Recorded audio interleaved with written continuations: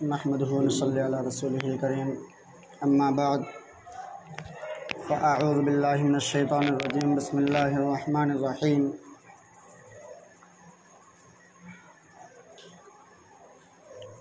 فلما بلغ معه السعي قال يا بني إني أرى في المنام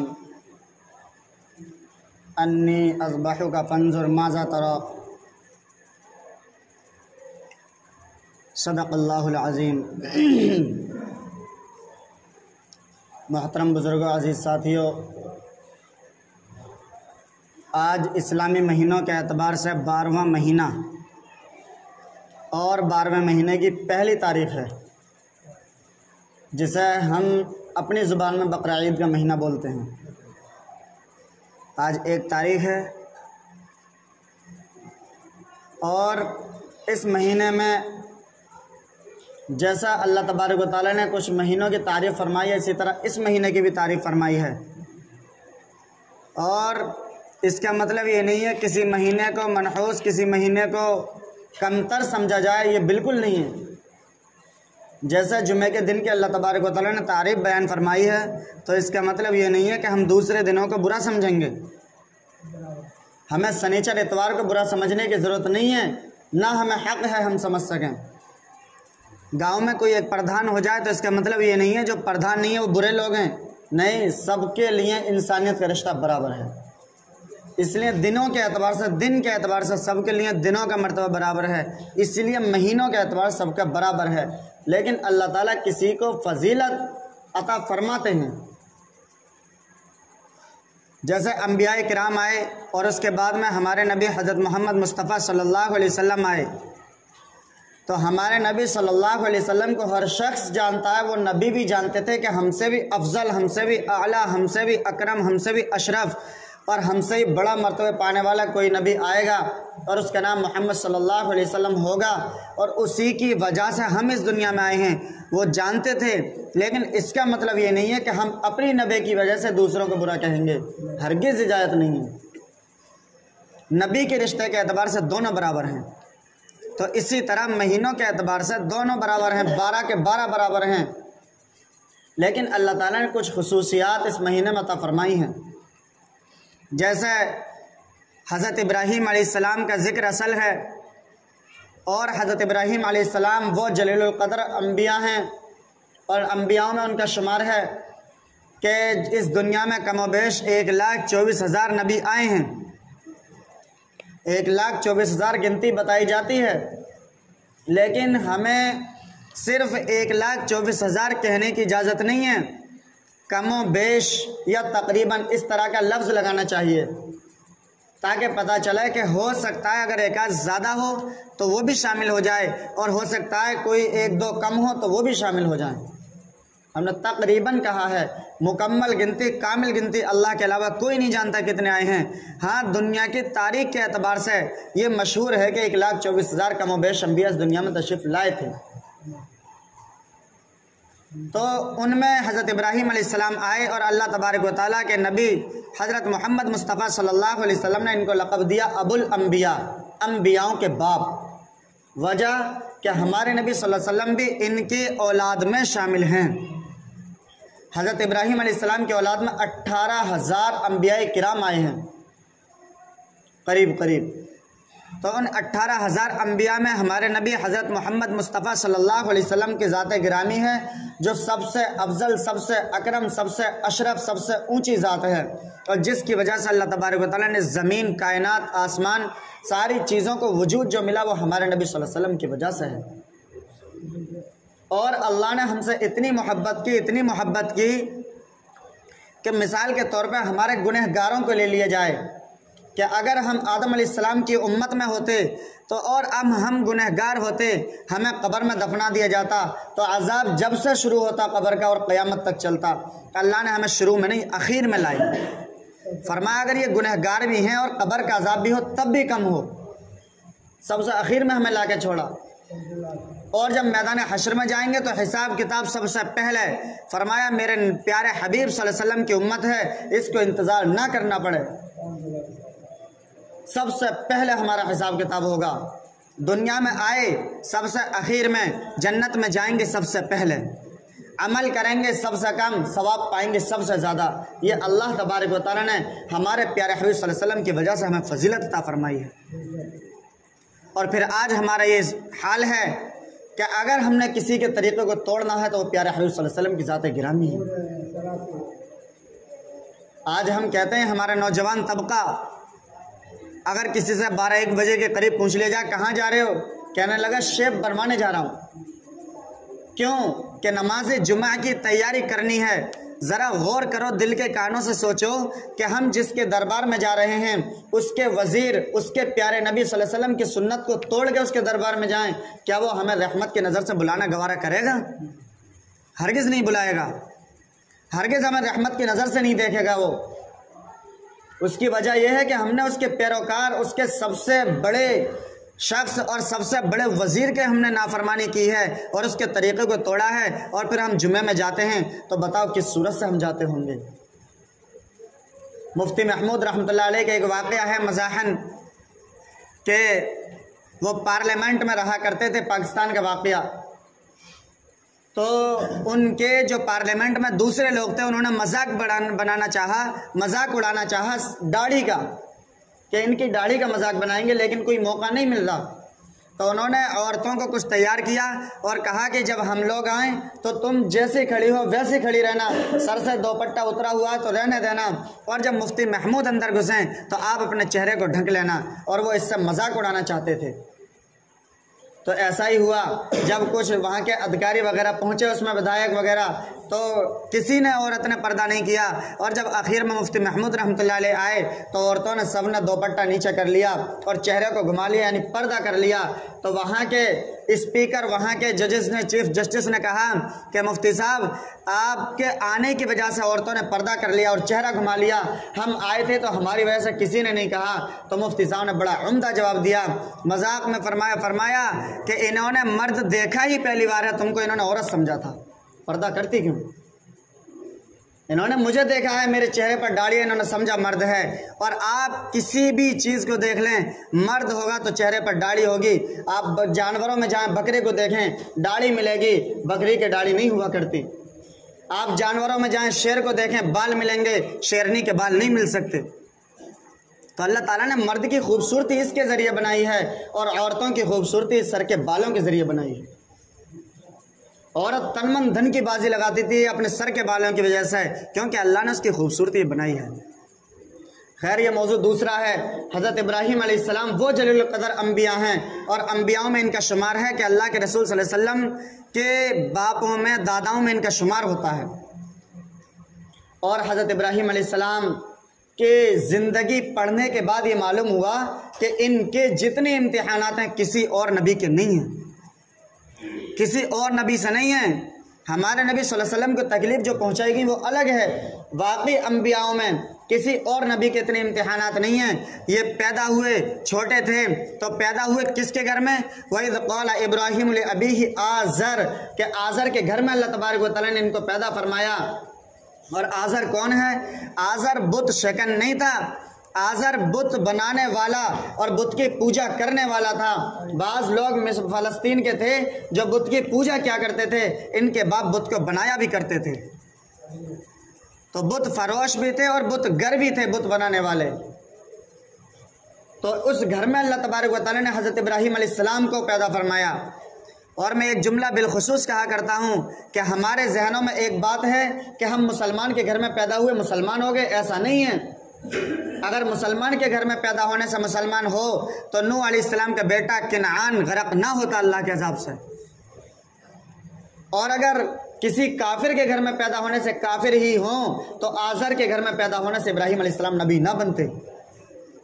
یہ اللہ کی شان ہے، جسے چاہے نواز دے، جسے چاہے عطا فرما دے، جسے چاہے مرتبہ دے دے، یہ اللہ کی شان ہے۔ اور ہم سب اللہ کے محتاج ہیں، اللہ کسی کا محتاج نہیں ہے۔ آج میں بیان کرنے لگوں، میں سوچوں میں نہ ہوں تو بیان نہیں ہوگا، हरगिज़ ऐसा नहीं है। मेरी जगह अल्लाह तबारक व तआला अपना दीन फैलाने के लिए किसी और को लाएगा। और अल्लाह ये बार बार फरमाता है कि अगर तुम्हारे जहनों में ये नापाक इरादे बसे हुए हैं कि अगर हम अल्लाह की इबादत न करें तो कोई अल्लाह की इबादत नहीं कर सकता, हम अल्लाह को ना पूजें तो कोई अल्लाह की परस्तिश नहीं कर सकता, भूल जाओ। अगर तुम्हारे ये नापाक इरादे तुम्हारे गंदे जहनों में, दिलों में, दिमागों में बसे हुए हैं तो सुनो, मैं ऐसी कौमों को बर्बाद कर देता हूँ, हलाक कर देता हूँ, फिर कोई नई कौम लाता हूँ जो मेरी इबादत करके दिखाती है। और यही होता रहा है, यही होता रहा है। अगर आप पुरानी किताबों को खंगालें, अंबिया किराम के वाक़यात को पढ़ें, कुरान करीम को समझें, सुनें, तो आपको पता चलेगा हाँ अल्लाह तबारक व तआला किरदार ये रहा। तो अल्लाह तबारक व तआला ने हज़रत इब्राहीम अलैहिस्सलाम को जिस घराने में पैदा फरमाया, आज़र बुत बनाने वाला, पूजने वाला। इब्राहीम अलैहिस्सलाम छोटे हैं, आज़र ने बुत बनाए, सब बुत टोकरे में रखे, इब्राहीम अलैहिस्सलाम के सर पर रख दिए।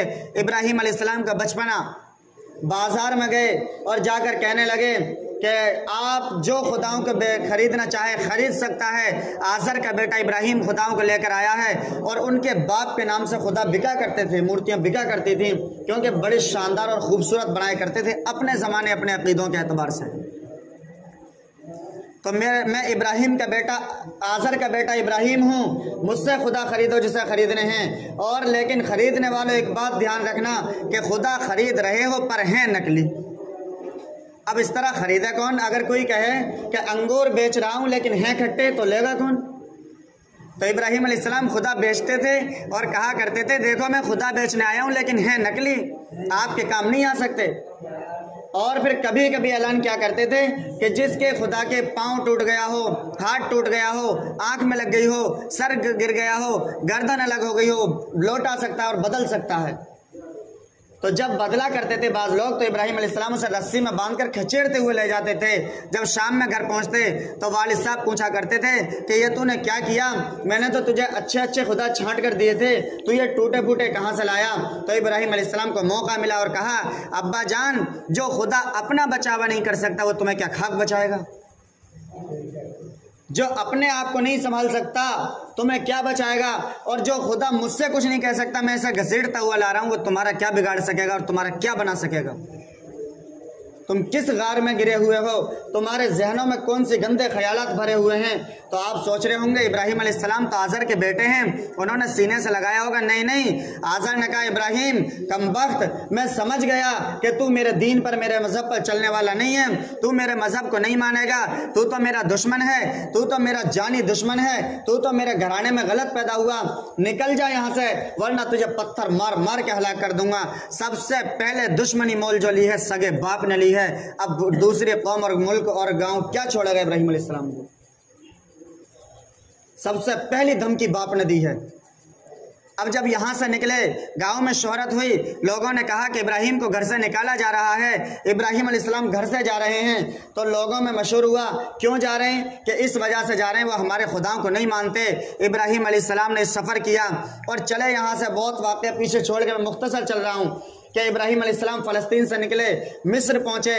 यहाँ फ़लस्तीन में एक वाक़या और बड़ा पेश आया कि जब इब्राहीम अलैहिस्सलाम वहाँ साल में एक सनम खाना, एक बुत खाना था, तो साल में एक मेला लगा करता था, तमाम लोग वहाँ जाया करते थे और इब्राहीम अलैहिस्सलाम अपने घर पे रहे। दोस्तों ने कहा कि आप भी चलिए, कहने लगे मैं नहीं जाऊँगा। कि वजह क्या है, क्यों नहीं जाओगे? कि मेरा दिल नहीं करता। कि आखिर वजह है, चलो, बहुत ज़बरदस्ती की। इब्राहीम अलैहिस्सलाम ने कहा मेरी तबीयत नहीं चाहती, मैं आपके मेले में शामिल नहीं हूँगा। उनसे डायरेक्ट इनकार नहीं कर सकते थे क्योंकि दोस्त थे, उन्हें दीन की दावत भी देनी थी, उन्हें धीरे धीरे अपने मज़हब पर लाना था, ये तरीका चल रहा था। तो उनसे कहा कि मैं उसमें शामिल नहीं हो सकता, मेरी तबीयत आज नहीं चाह रही है, फिर आइंदा कभी आएगा तो देखा जाएगा। ये नहीं कहा आइंदा शामिल होऊंगा, आइंदा कभी आएगा तो देखा जाएगा, और अभी मैं शामिल नहीं हो सकता, मेरी तबीयत सही नहीं है, मेरी तबीयत नहीं चाहती वहां जाने के लिए। तो इब्राहीम अलैहिस्सलाम के दोस्तों ने जिद की, लेकिन आखिरकार छोड़ के चले गए। जब ये गए, इब्राहीम अलैहिस्सलाम ने कुल्हाड़ा उठाया और सनम खाने में, बुत खाने में जाकर तमाम बुतों को तोड़ दिया। बड़ा बुत जो था उसे छोड़ दिया। اور कुल्हाड़ा उसके कांधे पर रख के घर चले आए। जब तमाम लोग वापस आए लौटे तो सनम खाने में जाने लगे। जैसे हमारे यहाँ तबलीगी जमात वाले जब बाहर से आते हैं तो मस्जिद में पहले आते हैं, अल्लाह के घर में पहले आते हैं, तो वो भी अपने मुताबिक अपने खुदाओं के घर में पहले जाते थे। जब सनम खाने में गए, बुत खाने में गए, तो वहाँ जाकर देखा कि तमाम बुत तो धर्म भरम हो रहे हैं। एक बुत है जिसके कांधे पर कुल्हाड़ा रखा है। तमाम लोगों में मशवरा हुआ और कहने लगे कि हमारे खुदाओं को कोई नहीं तोड़ सकता, अगर तोड़ेगा तो वो आज़र का बेटा इब्राहिम है जो हमारे खुदाओं की नाफरमानी क्या करता है और हमारे खुदाओं को खुदा नहीं माना करता। इब्राहिम अलैहिस्सलाम को बुलवाया, पूछा इब्राहिम क्या तूने तोड़े हैं? कुरान करीम ने साफ साफ बयान फरमाया कि इब्राहिम क्या तूने तोड़े हैं? तो इब्राहिम अलैहिस्सलाम ने उनको जवाब दिया कि मैं क्यों तोड़ने लगा, इन्होंने मेरा क्या बिगाड़ा है? अगर आपको सवाल करना है तो आप अपने खुदा से करिए ना, जो आपका खुदा बड़ा खड़ा है। हो सकता है इसने तोड़े हों कि ये दूसरों को मानते हैं, मेरा नंबर नहीं आता इसलिए मुझे अकेले को मानने लगे। तो तमाम कौम ने वो जवाब दिया जो इब्राहिम अलैहिस्सलाम को चाहिए था। कहने लगे ए इब्राहिम ज़रा दिमाग से बोल, ज़रा अकल से बोल, क्या तेरा जहन काम नहीं कर रहा है? ए इब्राहिम बता, ये तो पत्थर की मूर्तियां, ये बोलेंगी कैसे? ये खा नहीं सकती, ये पी नहीं सकती, ये ऊपर बैठी हुई मक्खी उड़ा नहीं सकती, ये बोल नहीं सकती, ये सुन नहीं सकती, ये तो पत्थर की मूर्तियां हैं। इब्राहिम तुम क्या कह रहे हो? जरा सोचकर तो बोलो। इब्राहिम अलैहिस्सलाम को यही जवाब चाहिए था। फिर फरमाया इब्राहिम अलैहिस्सलाम ने कि ए मेरी कौम के लोगों सुनो, जब ये अपने ऊपर बैठी हुई मक्खी नहीं उड़ा सकते तो तुम्हारी फरियाद रसां क्या कर सकेंगे? तुम्हारी ज़रूरियात को क्या पूरी कर सकेंगे? ये खुद तुम्हारे मोहताज हैं। अगर इनके ऊपर मिठाई रख दी जाए तो मिठाई उठाने वाला कोई ना आवे तो ये मिठाई अपने ऊपर से नहीं हटा सकते, चींटियां चढ़ती रहेंगी। ये खुद तुम्हारे मोहताज हैं और जब ये अपना नहीं संभाल सकते तो तुम्हें क्या संभालेंगे? लेकिन कौम इस बात से मानी नहीं, क्योंकि उनके जहनों में गलाजत भरी हुई थी, गंदगी भरी हुई थी। कौम भड़की और कहा कि बादशाह के पास लेकर चलो। उस वक्त का बादशाह नमरूद था और नमरूद ने इनको अजाब में गरक करना चाहा, अपने अजाब में, अपने एतबार से उन्हें डुबोना चाहा। तो उसने अजाब के लिए ये तैयार किया कि नमरूद ने बुलाया, आओ, और इब्राहिम अलैहिस्सलाम से फरमाया कि बता तेरा खुदा क्या करता है? मैं भी तो खुदा हूँ, मैं वही करके दिखाऊंगा। इसने खुदाई का दावा किया था। तो इब्राहिम अलैहिस्सलाम ने फरमाया मेरा खुदा जिंदों को मुर्दा कर देता है और मुर्दों को जिंदा करके दिखाता है। नमरूद बेअकल था, उसकी समझ नहीं आई, उसकी समझ में नहीं आया इब्राहिम अलैहिस्सलाम क्या कहना चाहते हैं। उसने कहा अच्छा ये तो मैं भी कर सकता हूँ। उस ज़माने के एतबार से एक शख्स को फांसी का हुक्म था। उसने कहा चलो मैं इसे रिहा कर देता हूँ, और जो बेजुर्म थे, बेगुनाह थे, उनको बुलाया और सूली पर चढ़ा दिया। कहा कि इब्राहिम ये तो मैंने भी कर दिया। इब्राहिम अलैहिस्सलाम ने अपने जहन में सोचा कि ये बेअकल है, इसकी समझ में नहीं आया। अच्छा, तो इब्राहिम अलैहिस्सलाम ने फिर फरमाया, इसको अल्लाह ने पारे 3 में कुरान करीम में जिक्र फरमाया। इब्राहिम अलैहिस्सलाम ने फरमाया कि अच्छा मेरा खुदा वो है जो सूरज को मशरिक से निकालता है और मगरिब में डुबोता है। अगर तू खुदा है तो मगरिब से निकाल और मशरिक में डुबो कर दिखा दे। अब आज़र के बस की नहीं थी, नमरूद के बस की नहीं थी। वो खुदायत का झूठा दावा करता था, वो ज़मीन पर जुल्म कर सकता था, आसमानों पर उसकी हुकूमत कहाँ थी? खामोश हो गया, नहीं बोल सका। लेकिन खामोश होने का मतलब ये नहीं है कि चुप होकर रह गया। इब्राहिम अलैहिस्सलाम को सजा दी, फरमाया इसे आग में जलाओ। तो आग में जो जलाने के लिए तैयार किया गया, उलमा कहते हैं 125 मन लकड़ियां इकट्ठी की गई। 1-2 मन लकड़ियों में भी आदमी जल जाता है, उन्हें भी पता था, लेकिन उनका गुस्सा इतना भड़का हुआ था कि 125 मन लकड़ियां इकट्ठी कर दी और मुसलसल 2 महीने तक आग को जलाते रहे, दहकाते रहे। आग जब आसमान से बात करने लगी तो इब्राहिम अलैहिस्सलाम को डालने की आग में बारी आई, लेकिन डाला कैसे? इतनी बड़ी आग, इतनी चौड़ी आग। तो शैतान ने एक आला बना कर दिया उनको, उस आले के जरिए, उस मशीन के जरिए उनको डाला गया इब्राहिम अलैहिस्सलाम को। अल्लाह ने फरमाया कुलना या ना रुकूनी बरदा व सलामन अला इब्राहिम। इससे पहले इब्राहिम अलैहिस्सलाम के पास फरिश्ते आए। इब्राहिम अलैहिस्सलाम यूं बैठे हैं दीवार से टेक लगाए हुए। फरिश्ता आया आंधी का, कहने लगा इब्राहिम मैं आंधी का फरिश्ता हूँ, मैं हवा का फरिश्ता हूँ, आप मुझे हुक्म दें मैं हवा को आग को उड़ाकर ख़त्म कर दूँ, आग को यहाँ से ख़त्म कर दूँ उड़ाकर। इब्राहिम अलैहिस्सलाम ने फरमाया क्यों, तुझे अल्लाह का हुक्म है? कि नहीं मैं आपके हुक्म का मुंतज़िर हूँ, अल्लाह का हुक्म नहीं है। फरमाया जा चला जा, हस्बुनल्लाहु व निअमल वकील, मेरे लिए मेरा अल्लाह काफ़ी है, मुझे तेरी ज़रूरत नहीं है। फरिश्ते को जवाब दिया پانی کا فرشتہ آیا، کہنے لگا ابراہیم کو ضرورت ہے، میں بارش کا فرشتہ ہوں، بارش برساؤں، بجھ کے راکھ ہو جائے، بجھ کے ختم ہو جائے؟ فرمایا نہیں، مجھے تیری ضرورت نہیں ہے، حسبنا اللہ ونعم الوکیل علیہ توکلت وہو رب العرش العظیم، میرے لیے میرا رب کافی ہے، میرے لیے میرا رب کافی ہے۔ تو اتنا بڑا یقین، پختہ یقین کسی نبی کا ہی ہو سکتا ہے، ہم جیسے تو ٹال مٹول ایسی جگہ کر دیا کرتے ہیں۔ تو ابراہیم علیہ السلام اور آگ یوں آمنے سامنے، ابراہیم علیہ السلام کو آگ میں ڈالا، اور ڈالنے کے بعد ان کے سگے باپ نے جب دیکھا کہ ابراہیم علیہ السلام کو ایک بال بھی نہ جلا، تو سگے باپ نے کہا واہ ابراہیم تیرے خدا کے کیا کہنے ہیں۔ میرے بھائیو یہ ابراہیم علیہ السلام کا واقعہ ہے، لیکن انشاءاللہ کبھی آئندہ وقت ملا تو اس کو پورا کیا جائے گا واقعی۔ اور جو اصل ہے یہ قربانی ہے، ان واقعہ سے ساروں سے مراد قربانی یاد دلانی ہے کہ اپنے سگے بیٹے کی قربانی انہوں نے کی۔ اللہ نے فرمایا ابراہیم انہوں نے قربانی تم نے اپنے بیٹے کی کر کے دکھائی ہے، لیکن بیٹے کی نہیں ہوئی، وہ بعد میں ذبیحہ اللہ تبارک و تعالیٰ نے اسے دمبے کو بنایا، لیکن بیٹے کی قربانی کرنے لگے۔ فرمایا جو آپ کو بیٹے کی قربانی پر ثواب دے رہا ہوں، امت محمد یہ آئے گی جو آپ کے 1500 سال بعد آئے گی، اور ہم تو پھر 3000 سال کے بعد ہیں، کیونکہ 1400 سال اور گزر چکے، قریب 1450 سال۔ فرمایا جو 1500 سال کے بعد امت آئے گی وہ کسی جانور کی قربانی کرے گی، ثواب اس کو بھی بیٹے کی قربانی کے برابر ملے گا، اور اس کا اجر بہت بڑا ہے۔ جو صاحب نصاب ہے اس پر تو واجب ہے۔ اس پر مسئلہ سن لیں، ہمارے یہاں بالخصوص یہ ہوتا ہے اگر گھر میں 5 مرد ہیں اور 5 صاحب نصاب ہیں تو کسی ایک نے قربانی کر دی، سب کی طرف سے ادا ہو جائے گی۔ ہم گھر میں پورے سال کھا نہیں سکتے، ایک جگہ نیارے رہیں گے، الگ الگ رہیں گے۔ ہم شادی ہو جائے، کسی کے یہاں سے کچھ بٹنے آئے، ہمارے حصے الگ ہوں گے۔ میں یہ مذاقاً کہہ رہا ہوں اور ویسے نہیں، کہ اگر ہمارے یہاں کوئی بٹنے آ جائے کوئی چیز، ہمارے حصے الگ ہوں گے، لیکن جب قربانی کا اور اللہ کے راستے کا نمبر آئے تو ہم کہتے ہیں ہم تو ایک جگہ رہتے ہیں، ہمارے ایک جگہ کام چل جائے۔ میرے بھائیو ایسا نہیں ہے، اگر صاحب نصاب ہم 5 ہیں تو 5 پر قربانی الگ الگ واجب ہے، اور 5 کو کرنا لازمی ضروری ہے۔ قربانی واجب اس پر ہے جس پر 52.5 تولہ چاندی کی مقدار یا 7.5 تولہ سونے کی مقدار پیسہ ہو، یا یہ سونا چاندی ہو، یا زمین وغیرہ پڑی ہوئی ہو، یا جس گھر میں رہ رہے ہیں اس کے علاوہ کوئی گھر ہو جو اتنی قیمت کا بنتا ہو، اس پر قربانی واجب ہے۔ اور اگر کسی پر یہ نہ بنتا ہو تو اتنے بڑے ثواب کے لالچ میں اگر اللہ نے کچھ دیا ہے تو قربانی کر دینی چاہیے۔ اللہ کے رسول صلی اللہ علیہ وسلم فرمایا کہ قربانی کے جانور جو ہوتا ہے اس کے ایک بال پر ایک نیکی ملتی ہے، اور صحابہ نے فرمایا اللہ کے رسول بھیڑ کی کرنے لگے، فرمایا اون کے ذرات کے برابر۔ اور یہ قربانی کا جانور ذبح ہوتا ہے، خون گرنے سے پہلے قبول ہو جاتا ہے، اتنی بڑی ضرورت ہے۔ اور یہ جانور ہمارے میدان حشر میں پل صراط پر کام آئے گا، جو 1500 برس کا راستہ، تیز گھوڑے کی مثال کہ 500 برس چڑھائی، 500 برس سیدھا، 500 برس اترائی، وہ راستہ ہمارا سیکنڈوں میں پار کرائے گا، تو یہ جانور پر بیٹھ کر اللہ تبارک و تعالیٰ پار کرا دیں گے۔ اس لیے اتنے بڑے ثواب کے لالچ میں اگر چاہیں تو کر سکیں، بکرا چاہے بکرا کر لیں، لیکن کم مقدار ہے اور اللہ تعالیٰ نے کم وسعت دی ہے تو کسی جانور میں حصہ ڈال لیں، اس میں سستا پڑتا ہے جہاں تک ہے، کیونکہ 7 لوگ جمع ہو جاتے ہیں تو حصہ چھوٹا پڑ جاتا ہے۔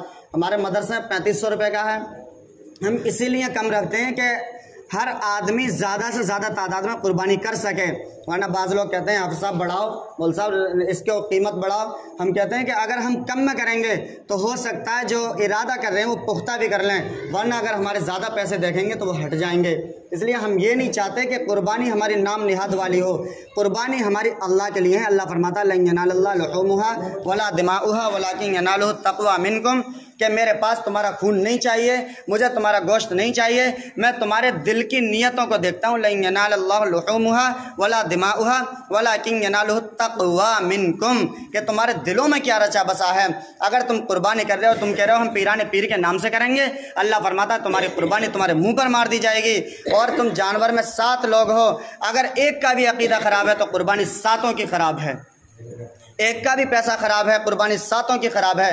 اس لیے اس پر دھیان رکھنا چاہیے۔ اللہ ہمیں عمل کی توفیق عطا فرمائے، اور اللہ ہمیں دین پر خوب عمل کی توفیق عطا فرمائے۔ وآخر دعوانا ان الحمد